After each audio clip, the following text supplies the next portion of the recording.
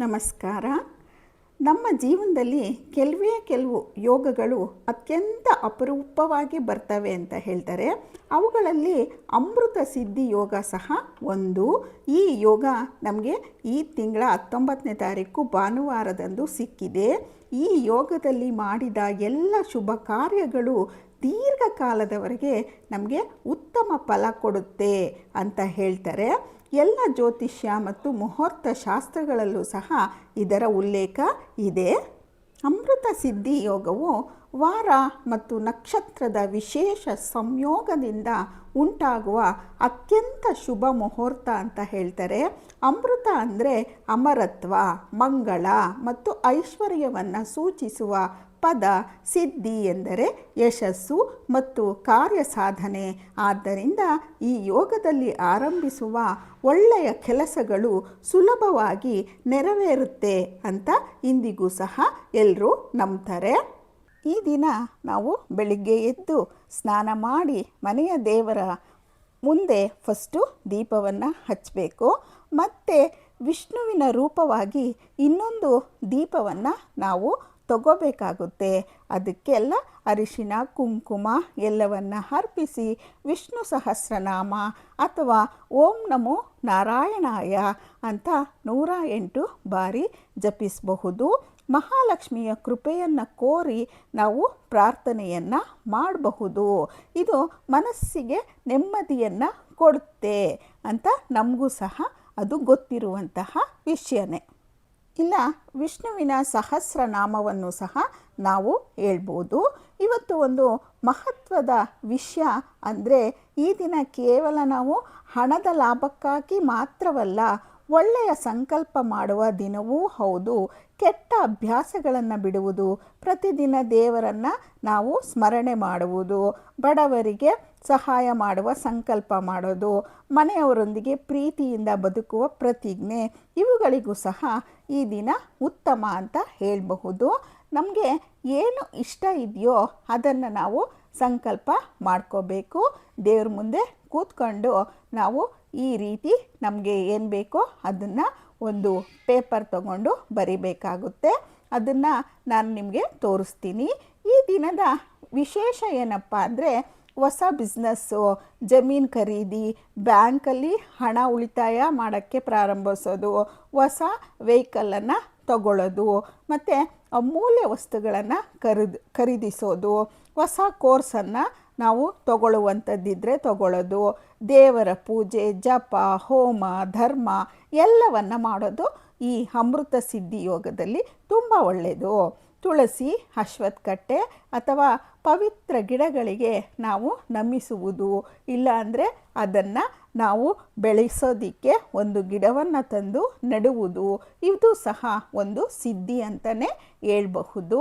ನೋಡಿ, ನಾನು ಭಗವಂತನಿಗೆ ಎಡೆ ಇಡೋದಕ್ಕೆ, ನೈವೇದ್ಯ ಇಡೋದಕ್ಕೆ ಸ್ವೀಟನ್ನು ಇಡ್ತಾಯಿದ್ದೀನಿ. ದೀಪವನ್ನು ರೆಡಿ ಮಾಡಿಕೊಂಡೆ.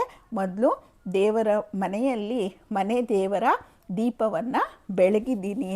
ಮತ್ತು ಈ ವಿಷ್ಣುವಿನ ದೀಪ ಇಷ್ಟಾರ್ಥ ಸಿದ್ಧಿಗಾಗಿ ಅಮೃತ ಸಿದ್ಧಿ ಯೋಗದಲ್ಲಿ ಬೆಳಗುವಂತಹ ದೀಪವನ್ನು ನಾನು ರೆಡಿ ಮಾಡ್ತಾಯಿದ್ದೀನಿ.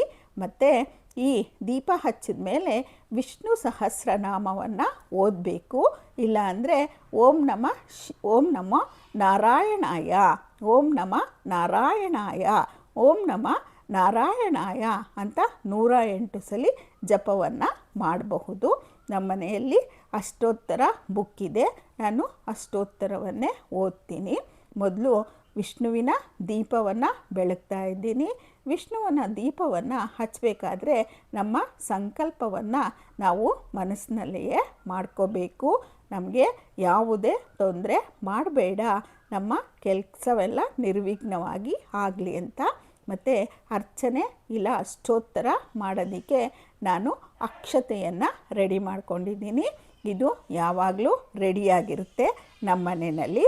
ಈಗ ನಾವು ಅಷ್ಟೋತ್ತರ ಮಾಡುವಾಗ ದೀಪದ ಮೇಲೇ ಅಕ್ಷತೆ ಹಾಕೋಕ್ಕಾಗಲ್ಲ. ಅದಕ್ಕೆ ತಟ್ಟೆಯನ್ನು ಇಟ್ಕೊಂಡು ತಟ್ಟೆಗೆ ನಾನು ಅಕ್ಷತೆ ಇಲ್ಲ ಹೂವಿನಿಂದನೂ ಸಹ ನಾವು ಅಷ್ಟೋತ್ತರವನ್ನು ಓದ್ತಾ ಆ ಅಷ್ಟೋತ್ತರಕ್ಕೆ ನಾವು ಈ ಅಕ್ಷತೆಯಿಂದ ಹಾಕಬಹುದು ತಟ್ಟೆಗೆ.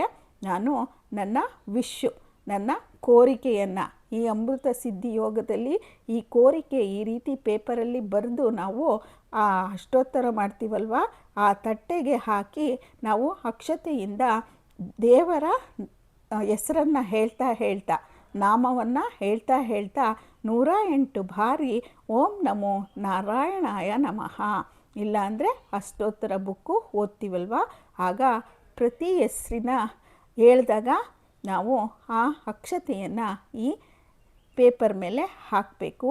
ಆಗ ಇದಕ್ಕೆ ವಿಷ್ಣುವಿನ ಮತ್ತು ಲಕ್ಷ್ಮಿಯ ಒಂದು ಕರುಣೆಯ ಆಶೀರ್ವಾದ ನಮ್ಮ ಮೇಲೆ ಬೀಳುತ್ತೆ ಅಂತ ನಂಬ್ತಾರೆ.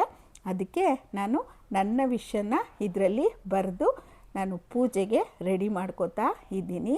ಈಗ ಓಂ ನಮೋ ನಾರಾಯಣಾಯ ನಮಃ, ಓಂ ನಮೋ ನಾರಾಯಣಾಯ ನಮಃ, ಓಂ ನಮೋ ನಾರಾಯಣಾಯ ನಮಃ ಈ ರೀತಿ 108 ಬಾರಿ ನೀವು ಅಕ್ಷತೆಯಿಂದ ಈ ನಾಮವನ್ನು ಜಪ ಮಾಡಬಹುದು. ಆಮೇಲೆ ಏನು ಮಾಡಬೇಕು ಅಂತ ಈಗ ಹೇಳ್ತೀನಿ. ಯಾರ ಮನೆಯಲ್ಲಿ ಅಷ್ಟೋತ್ತರ ಬುಕ್ಕು ಇರುತ್ತೋ ಅವರು ಅಷ್ಟೋತ್ತರವನ್ನು ಸಹ ಓದಬಹುದು.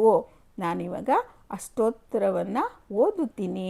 ನೀವು ಸಹ ಇದೇ ರೀತಿ 108 ಬಾರಿ ಓಂ ನಾರಾಯಣಾಯ ನಮಃ ಅಂತ ಅಕ್ಷತೆಯನ್ನು ಹಾಕಿ, ಇಲ್ಲ 108 ಸಲ ವಿಷ್ಣುವಿನ ಅಷ್ಟೋತ್ತರ ನಾಮಾವಳಿ ಇರುತ್ತೆ, ಆ ಬುಕ್ಕನ್ನು ತಂದು ನೀವು ಓದಬಹುದು. ನೋಡಿ, ನಾನು ಶ್ರೀ ವಿಷ್ಣು ಅಷ್ಟೋತ್ತರ ಶತನಾಮಾವಳಿ ಅನ್ನೋ ಶ್ಲೋಕಗಳನ್ನ ತೆಗೆದಿದ್ದೀನಿ. ಅದ್ರ ಕೆಳಗಡೆ ದಾರಿದ್ರ್ಯ ಪರಿಹಾರ, ದುಃಖ ನಿವಾರಣೆ, ಸಂಪತ್ತಿನ ಲಾಭಕ್ಕಾಗಿ ಪಠಿಸಿ, ಅಂದರೆ ದುಃಖ ದಾರಿದ್ರ್ಯ ಎಲ್ಲ ಹೋಗಲಿ, ಸಂಪತ್ತು ಅಭಿವೃದ್ಧಿ ಆಗಲಿ ಅಂತ ಮೊದಲೇ ನಾವು ವಿಷ್ಣುವಿನ ಅಷ್ಟೋತ್ತರ ನಾಮಾವಳಿ ಕೆಳಗಡೆ ನೋಡಬಹುದು. ಅದಕ್ಕೋಸ್ಕರ ಈ ಅಮೃತ ಸಿದ್ಧಿ ಯೋಗದಲ್ಲಿ ನಾವು ಈ ಅಷ್ಟೋತ್ತರವನ್ನು ಓದಿದ್ರೆ ನಿಜವಾಗ್ಲೂ ದೇವರ ಆಶೀರ್ವಾದ, ಲಕ್ಷ್ಮೀ ನಾರಾಯಣರ ಆಶೀರ್ವಾದ ನಮ್ಮ ಮನೆ, ನಮ್ಮ ಕುಟುಂಬಕ್ಕೆ ಸಿಕ್ಕೇ ಸಿಗುತ್ತೆ. ಇದು ಒಂದು ನಂಬಿಕೆ. ನಾವು ಮಾಡುವಂಥ ಕೆಲಸವನ್ನು ಶ್ರದ್ಧೆಯಿಂದ ಭಕ್ತಿಯಿಂದ ಮಾಡಬೇಕು. ಆಗ ದೇವರ ಆಶೀರ್ವಾದ ನಮಗೆ ಫಲ ಕೊಟ್ಟೇ ಕೊಡುತ್ತೆ. ಓಂ ಕೃಷ್ಣಾಯ ನಮಃ, ಓಂ ಕೇಶವಾಯ ನಮಃ, ಓಂ ಕೇಶಿಶತ್ರವೇ ನಮಃ, ಓಂ ಸನಾತನಾಯ ನಮಃ, ಓಂ ಕಂಸಾರಯೇ ನಮಃ, ಓಂ ಧೇನುಕಾರಾಯ ನಮಃ, ಓಂ ಶಿಶುಪಾಲರಿಪವೇ ನಮಃ. ಈ ರೀತಿ ವಿಷ್ಣುವಿನ 108 ನಾಮವನ್ನು ಸ್ಮರಣೆ ಮಾಡಬೇಕಾದ್ರೆ ನಮ್ಮ ಮೈಯಲ್ಲಿ ಒಂಥರ ಖುಷಿ, ಒಂಥರ ಒಂದು ಕಿರಣ, ಅಂದರೆ ಭಗವಂತನ ಕಿರಣ ನಮ್ಮ ಮೇಲೆ ಬೀಳುವಂತೆ ಆಗುತ್ತೆ. ಅಷ್ಟು ಚೆನ್ನಾಗಿರುತ್ತೆ ಅಷ್ಟೋತ್ತರಗಳನ್ನು ಪಠಿಸುವಾಗ. ಈ ರೀತಿ ನಾವು ಭಕ್ತಿಯಿಂದ ಈ ಅಷ್ಟೋತ್ತರವನ್ನು, ವಿಷ್ಣು ಅಷ್ಟೋತ್ತರವನ್ನು ಈ ಅಮೃತ ಸಿದ್ಧಿ ಯೋಗದಲ್ಲಿ ಮಾಡಬೇಕಾಗುತ್ತೆ. ಪಂಚಾಂಗಗಳ ಪ್ರಕಾರ ಸಂಜೆ 6:12ಕ್ಕೆ ಈ ಅಮೃತ ಸಿದ್ಧಿ ಯೋಗ ಶುರುವಾಗುತ್ತೆ.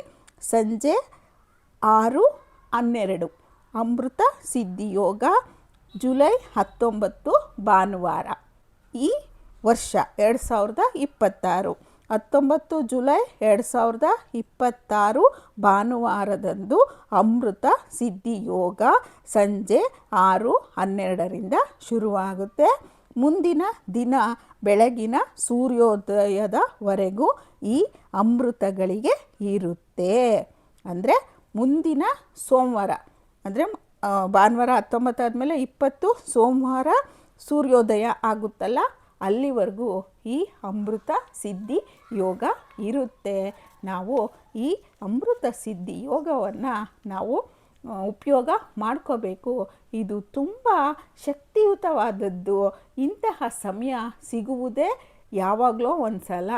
ಆ ಸಮಯವನ್ನು ಸದುಪಯೋಗ ಮಾಡ್ಕೋಬೇಕು.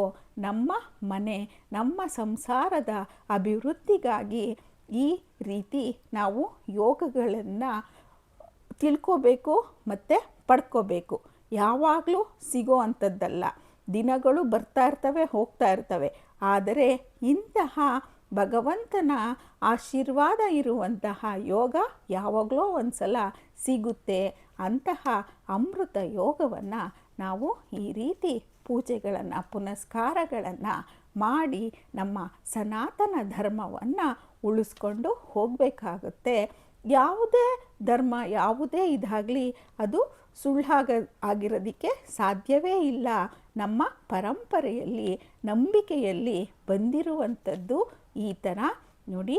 ಈಗ ನಾನು ಪೂಜೆಯನ್ನು ಮಾಡ್ತಾ ಇದ್ದೀನಿ. ನನ್ನ ಕೋರಿಕೆ ಈಡೇರಿಸಪ್ಪ ಭಗವಂತ, ನಮ್ಮ ಮನೆಯ ಮೇಲೆ ನಮ್ಮ ಕುಟುಂಬದ ಮೇಲೆ ನಿನ್ನ ಆಶೀರ್ವಾದ ಇರಲಿ ಅಂತ ನಾನು ಕೇಳ್ಕೊತಾ ಇದ್ದೀನಿ.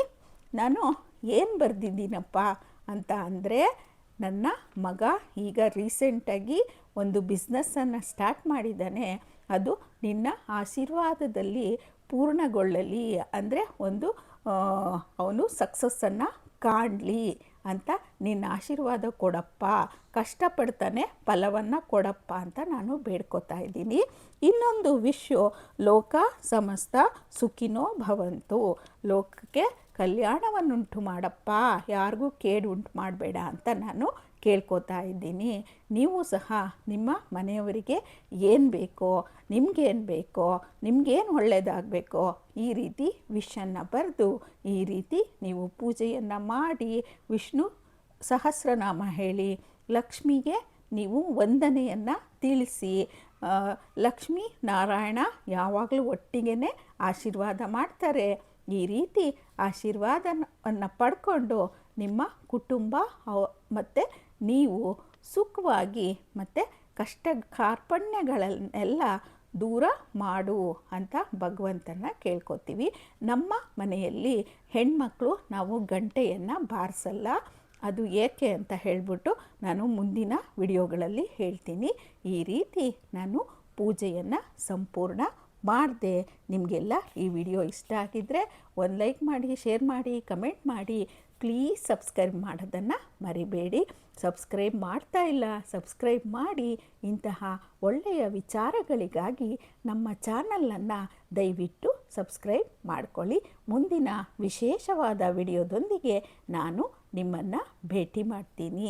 ನಿಜವಾಗ್ಲೂ ನೀವು ಸಬ್ಸ್ಕ್ರೈಬ್ ಮಾಡದೇ ಇದ್ದರೂ ಪರವಾಗಿಲ್ಲ. ಈ ದಿನ ಅಮೃತ ಸಿದ್ಧಿ ಯೋಗ ಇರುವಂತಹ ದಿನ ದಯವಿಟ್ಟು ಭಗವಂತನಲ್ಲಿ ನಿಮಗೆ ಏನು ಬೇಕೋ ಅದನ್ನು ಕೋರಿಕೆಯನ್ನು ಇಡ್ತಾ ಒಂದು ಕೈ ಮುಗಿರಿ.